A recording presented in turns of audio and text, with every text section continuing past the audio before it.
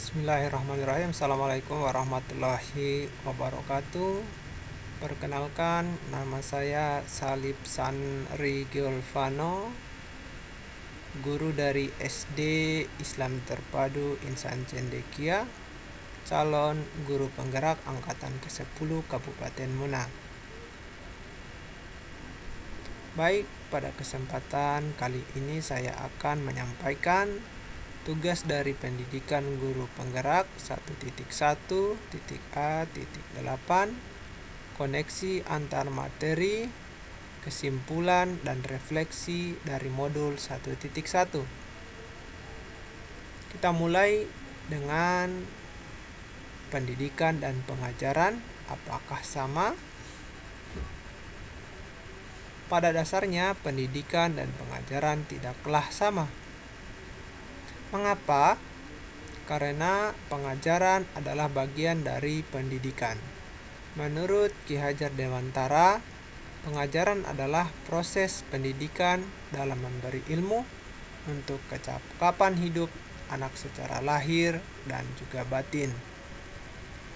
Sedangkan pendidikan pada hakikatnya adalah menuntun atau memberi tuntunan terhadap segala kekuatan kodrat yang dimiliki anak agar ia mencapai keselamatan dan kebahagiaan yang setinggi-tingginya, baik sebagai manusia maupun sebagai anggota masyarakat.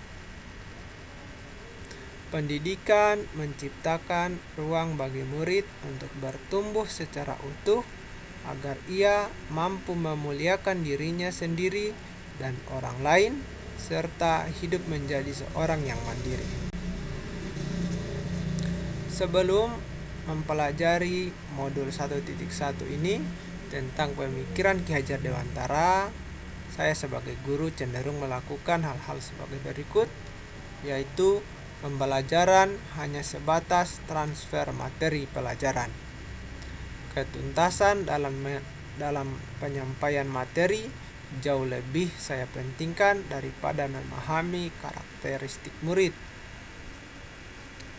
Hanya melihat nilai murid dari aspek kognitifnya saja. Murid hanya sebagai objek pembelajaran.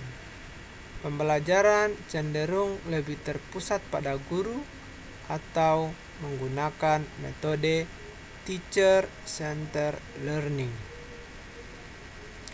Merasa begitu lelah karena belum menggunakan metode mengajar yang bervariatif dan menggunakan student-centered learning. Tidak begitu memperdulikan apakah murid sudah benar-benar memahami dari apa yang diajarkan atau tidak,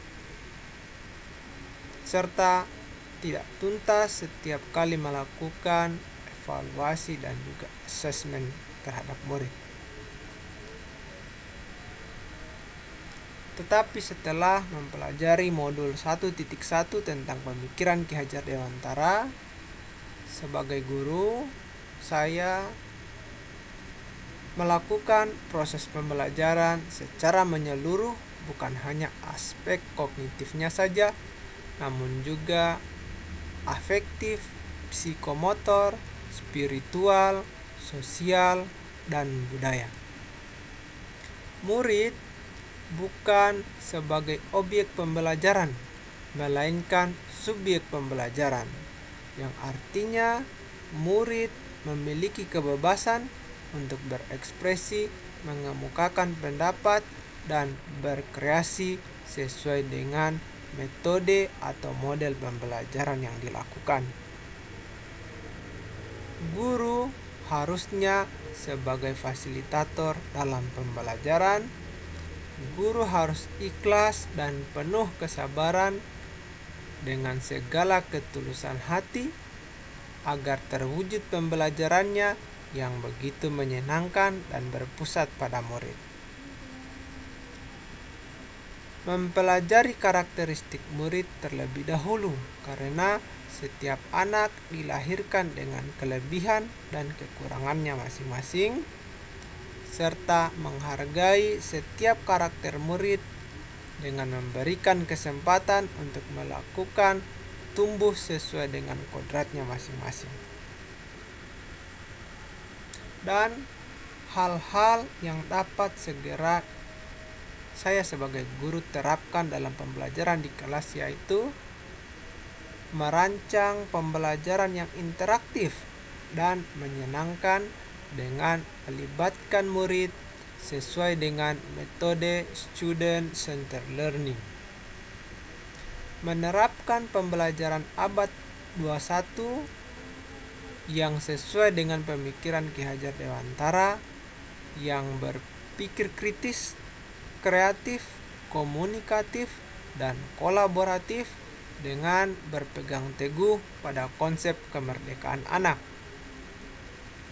Pembelajaran tidak lagi menuntut tapi menuntun, karena tugas guru adalah memberi tuntunan atau arahan yang baik kepada murid.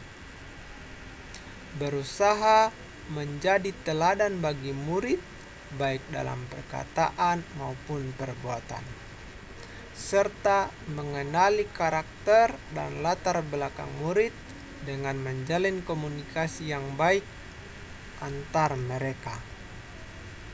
Demikian yang bisa saya sampaikan pada kesempatan kali ini.